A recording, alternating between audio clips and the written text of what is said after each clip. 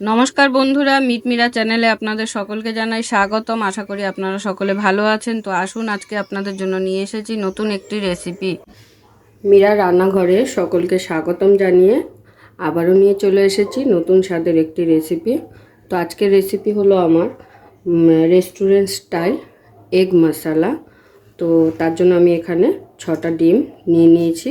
ডিমটাকে আমি এবারে যে পাত্রে সিদ্ধ করতে দেবো সেই পাত্রে আমি জল নিয়ে নিয়েছি। তো এই জলটা আমি বসিয়ে দেবো এখন গ্যাসে। তো গ্যাস জ্বালিয়ে গ্যাসে বাটিটা বসিয়ে দিয়েছি। তো জলটা যখন একটু ফুটে উঠবে তখন কিন্তু জলের মধ্যে আমাদের দিয়ে দিতে হবে সামান্য একটু নুন আর সামান্য পরিমাণ একটু ভিনেগার।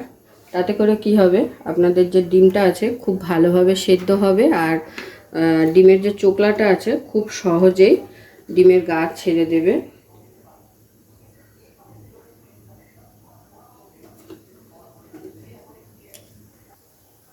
তো দেখুন, দেখে আশা করি বুঝতে পারছেন জলটা কিন্তু হালকা ফুটে উঠেছে। তো এবারে আমি প্রথমে ডিমগুলো এক এক করে জলের মধ্যে দিয়ে দেবো।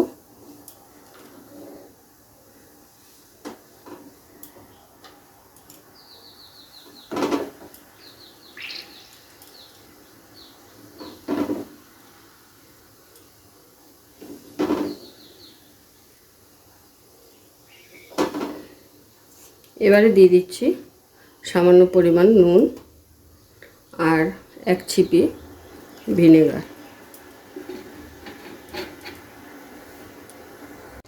তো দেখুন, এগ কারি বানানোর জন্য আমার যা যা উপকরণ লাগবে আমি ডিম সিদ্ধ বসিয়ে এদিকে সব উপকরণ জোগাড় করে ফেলেছি। এখানে বড় সাইজের দুটো পেঁয়াজকে ভালো করে চপ করে নিয়েছি।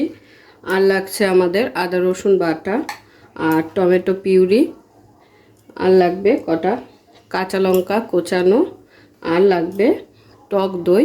তো এই টক দইটার মধ্যে এখন কিছু মশলা অ্যাড করব আমি, সেটাই আপনাদের দেখাবো। তো চলুন এবার দইয়ের মিশ্রণটি আপনাদের দেখিয়ে দিই। দইতে দিতে হবে হাফ চামচের মতো গরম মশলা, আর দিতে হবে ধনে গুঁড়ো,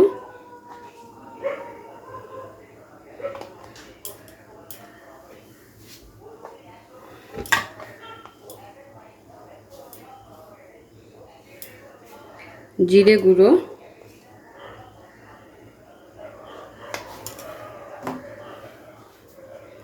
কাশ্মীরি লঙ্কা গুঁড়ো,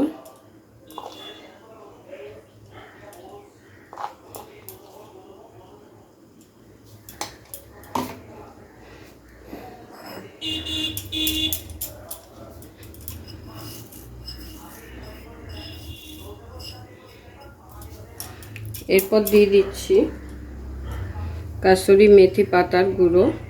যদি কাসুরি মেথি পাতা না দিতে চান তো এর বদলে আপনারা মৌরি বাটা দিতে পারেন।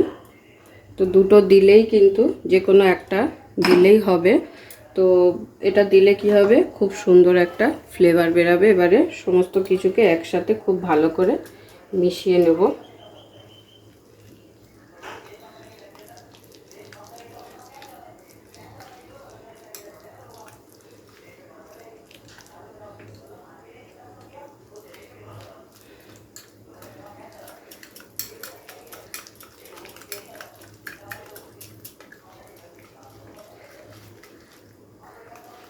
এইভাবে একটি মশলা আপনাদের রেডি করে নিতে হবে। এতক্ষণ আমার ডিম সিদ্ধ হয়ে গেছে, এবার আমি ডিমটাকে নাবিয়ে নেব। ডিমটাকে নাবিয়ে গরম জলটা ফেলে দিয়ে ঠান্ডা জল নিয়ে নিয়েছি। এবারে কি করবেন, ডিমটাকে এরকম একটু হালকা ফাটিয়ে আবারও জলের মধ্যে দিয়ে রাখবেন 2 থেকে 3 মিনিট। তাতে করে কি হবে, খুব সুন্দরভাবে ডিমের খোসাটা ছেড়ে যাবে।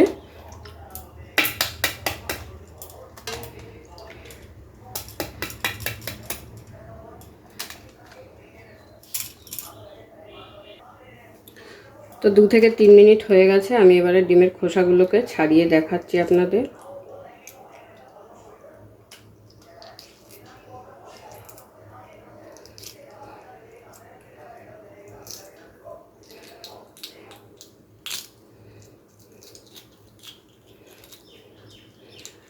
তো তো দেখুন খুব সহজেই কিন্তু ডিমের খোসাগুলো ছেড়ে আলাদা হয়ে যাচ্ছে।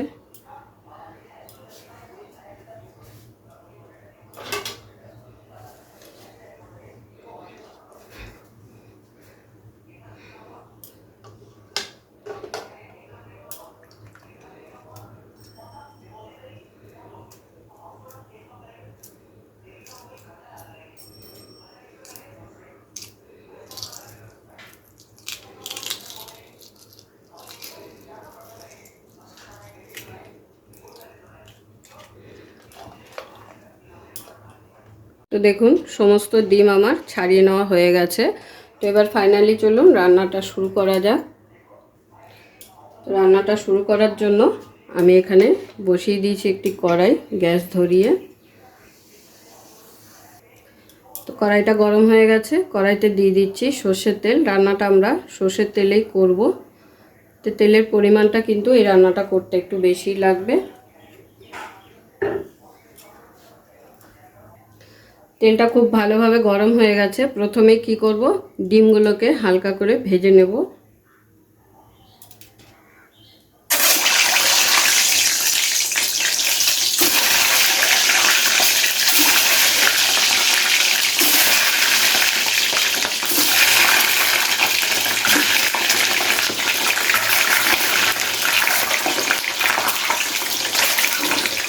খুব বেশি লাল করে ডিমগুলোকে কিন্তু ভাজবো না, হালকা লাল করে ভাজবো। ডিমের যাতে একটা সুন্দর কালার আসে তার জন্য দিয়ে দিচ্ছি কিছুটা নুন, কিছুটা কাশ্মীরি লঙ্কা গুঁড়ো,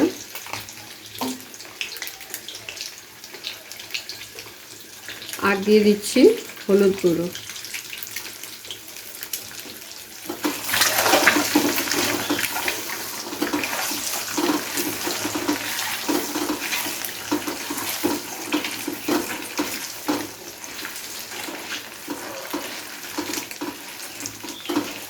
তো মশলাগুলো দেওয়ার পরে 2 থেকে 3 মিনিট হালকা নেড়ে চেড়েই কিন্তু আমি ডিমগুলোকে তুলে নেব।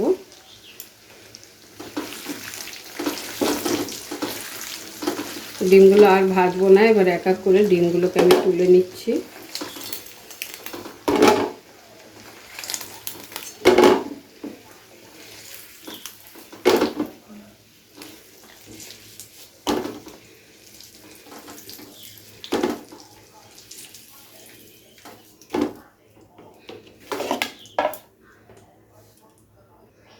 এই একই তেলের মধ্যে ফোড়ন দিয়ে দিচ্ছি একটা দারচিনি, 3টে এলাচ, 3টে লবঙ্গ, আর দিয়ে দিচ্ছি একটা স্টার অ্যানিস। এবারে ফোড়নটাকে একটু হালকা নেড়ে চেড়ে নেব। নেড়ে চেড়ে নেওয়ার পরে এখানে দিয়ে দেবো পেঁয়াজ কুচি।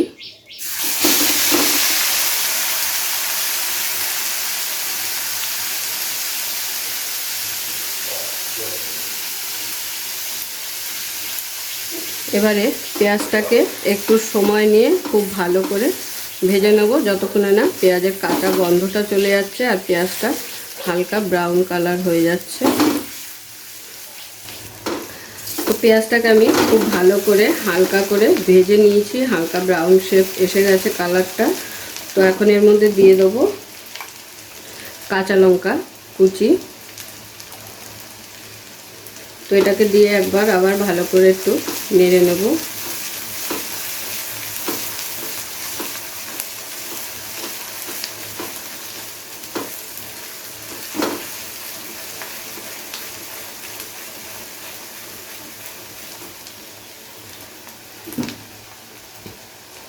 কাঁচা লঙ্কাটা দেওয়ার পরে এখানে দিয়ে দিতে হবে আদা রসুনের পেস্টটা।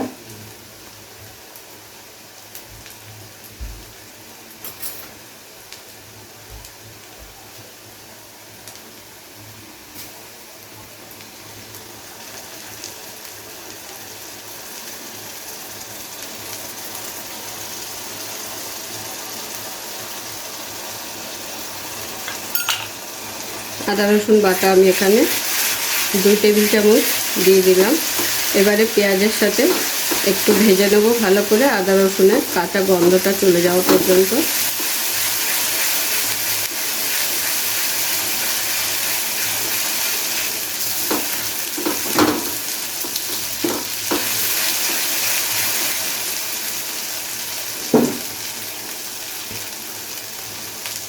দিয়ে দিচ্ছি স্বাদ অনুযায়ী লবণ।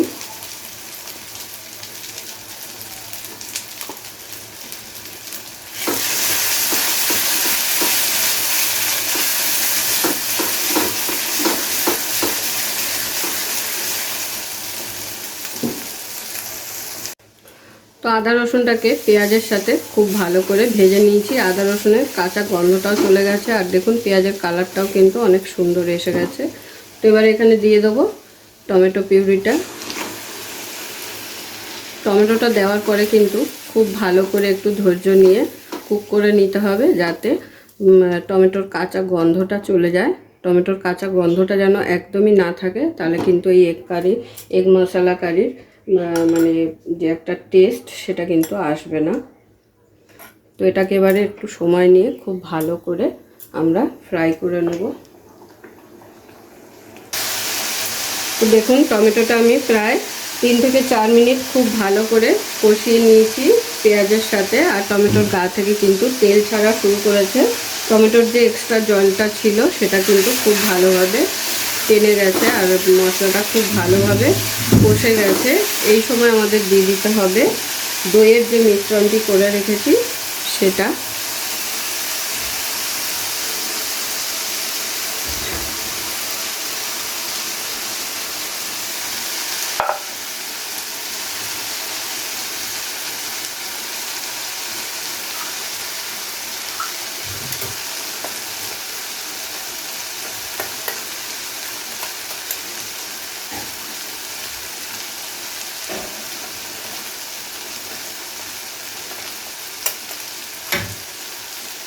দইয়ের বাটিটা ধুয়ে খুব ভালো করে একটু জল দিয়ে দিলাম। এবারে এই সমস্ত কিছুকে একসাথে খুব ভালোভাবে কষিয়ে নিতে হবে।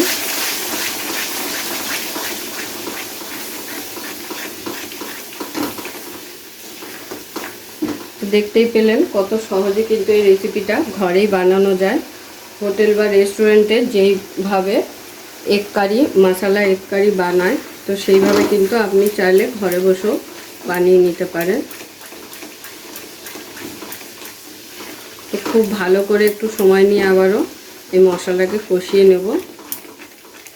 আর অবশ্যই এই সময় গ্যাসের ফ্লেমটাকে একটু লোতে রেখে কষাতে হবে, কারণ এতে দই দেওয়া রয়েছে, তো ফেটে যাওয়ার সম্ভাবনা থাকে দইটা।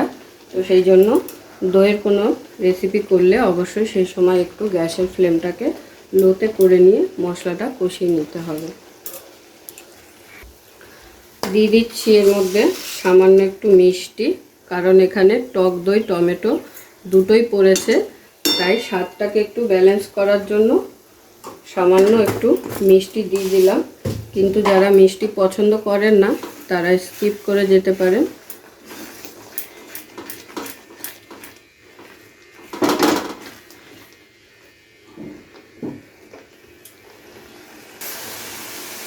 তো দেখুন দইয়ের মিশ্রণটা দেওয়ার পরে খুব ভালোভাবে কিন্তু তেল ছেড়ে গেছে মশলা থেকে। তো আমাদের মশলা একদম ফাইনালি কষানো কিন্তু রেডি হয়ে গেছে, আর কিন্তু কষানোর এখানে প্রয়োজন নেই। দেখে আশা করি বুঝতেই পারছেন খুব তেল ছেড়েছে, আর মশলাটা দেখতে এতটাই লোভনীয় লাগছে যে খেতেও কত অসাধারণ লাগবে। তো এবারে এখানে দিয়ে দেবো ফাইনালি জল। জল কিন্তু খুব বেশি দেওয়ার প্রয়োজন নেই, যেহেতু এটা এগ মশলা কারি, তো এটা কিন্তু গ্রেভিটা একটু গাঢ়ই থাকবে। তো এখানে সামান্য পরিমাণ জল দিয়ে দিলাম। সামান্য পরিমাণ জল দেওয়ার পরে যখন এটা ফুটে উঠবে তখন এর মধ্যে ডিমগুলোকে ছেড়ে দিতে হবে। তো দেখুন ঝোলটা খুব সুন্দরভাবে ফুটে উঠেছে। এবারে আমি দিয়ে দিচ্ছি এর মধ্যে ভেজে রাখা ডিমগুলো।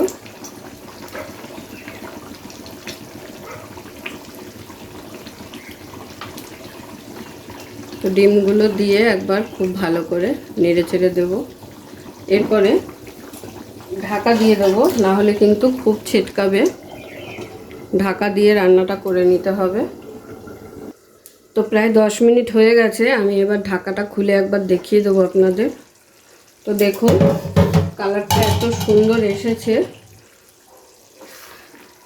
দেখলেই কিন্তু খেতে ইচ্ছা করবে। আর এরকম যদি ডিমের মশলা কারি হয় তো তাহলে কিন্তু এক থালা ভাত ঝটপট উঠে যাবে। তো আমার ফাইনালি এগ মশলা কারি ফাইনালি একদম রেডি হয়ে গেছে। এবারে আমি এটাকে গরম গরম প্লেটে সার্ভ করে নেব। পুরো ভিডিওটা দেখার জন্য সকলকে অসংখ্য ধন্যবাদ। এরকম আরও নিত্য নতুন ভিডিও দেখার জন্য চ্যানেলটি অবশ্যই সাবস্ক্রাইব করে নেবেন আর পাশে থাকা বেল আইকনটি প্রেস করে নেবেন নতুন রেসিপির আপডেট পাওয়ার জন্য। তো সবাই ভালো থাকবেন, সুস্থ থাকবেন। আবারও দেখা হচ্ছে আপনাদের সাথে নতুন একটি রেসিপি নিয়ে।